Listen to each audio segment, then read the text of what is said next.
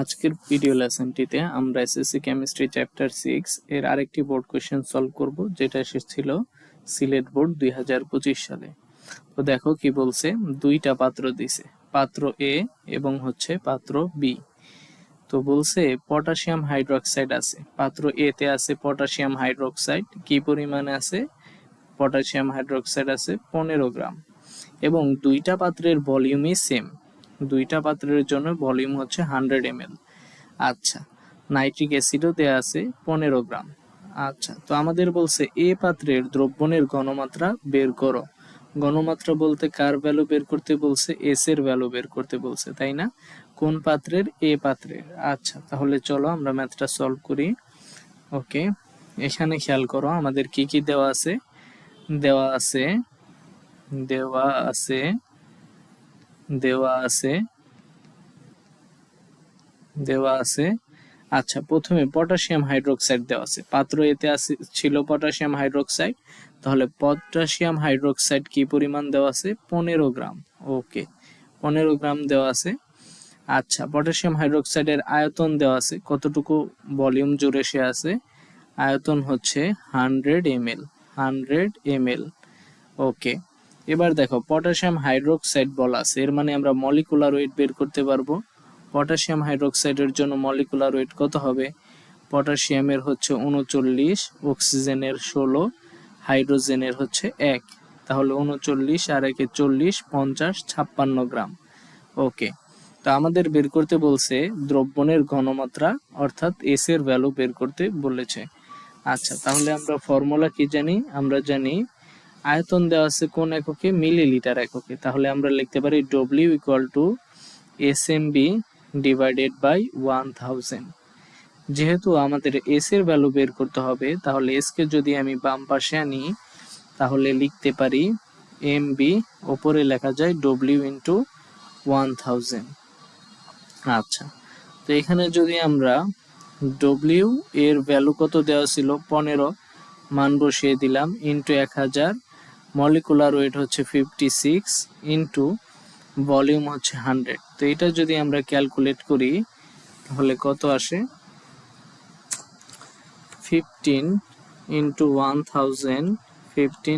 1000 divided by 56 into 100। আচ্ছা, এটা calculate করলে আসে 2.67 মোলারিটি। তাহলে এখানে আমরা লিখতে পারি যে 2.67 বা 2.68 লেখা যায়, 2.68 মোলারিটি। 2.68 মোলারিটি। তাহলে এ পাত্রের দ্রবণের ঘনমাত্রা হবে 2.68 মোলারিটি। আচ্ছা, নেক্সটে আসো।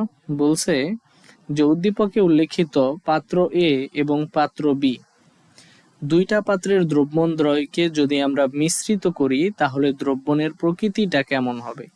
আচ্ছা, তো দুইটা পাত্রের দ্রবণকে আমাদের মিশ্রিত করতে হবে, এর মানে বিক্রিয়া লিখতে হবে শুরুতেই। তাইলে দেখো, এ পাত্রে ছিল পটাশিয়াম হাইড্রোক্সাইড প্লাস বি পাত্রে আছে নাইট্রিক অ্যাসিড।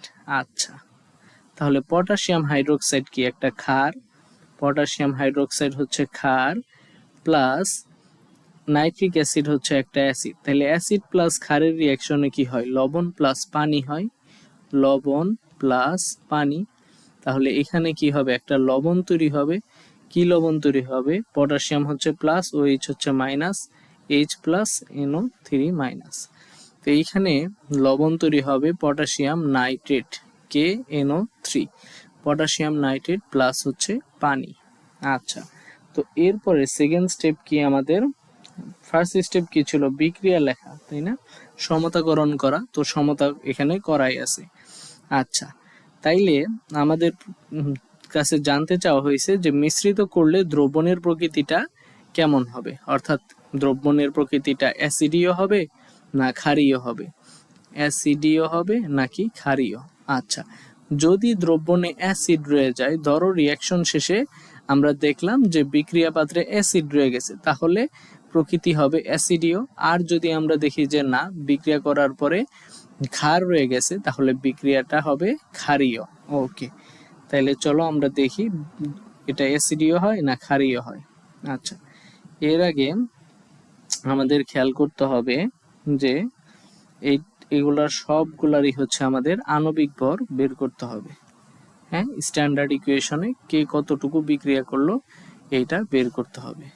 ওকে, তাহলে আমরা এখানে লিখতে পারি কি তৈরি হবে, পটাশিয়াম নাইট্রেট, পটাশিয়াম নাইট্রেট। আচ্ছা, এই পৃষ্ঠায় যদি লিখি তাহলে ছিল nitric acid plus potassium hydroxide, তৈরি হবে হচ্ছে পটাশিয়াম নাইট্রেট প্লাস পানি, পটাশিয়াম নাইট্রেট প্লাস পানি। আচ্ছা, সমতাকরণ করাই আছে। আচ্ছা, তাহলে দেখো নাইট্রিক অ্যাসিড এখানে মলিকুলার ওয়েট বের করতে পারবো না, এটার মলিকুলার ওয়েট আসবে 63 গ্রাম। পটাশিয়াম হাইড্রোক্সাইডের মলিকুলার ওয়েট বের করতে পারবো, আসে হচ্ছে 56 গ্রাম।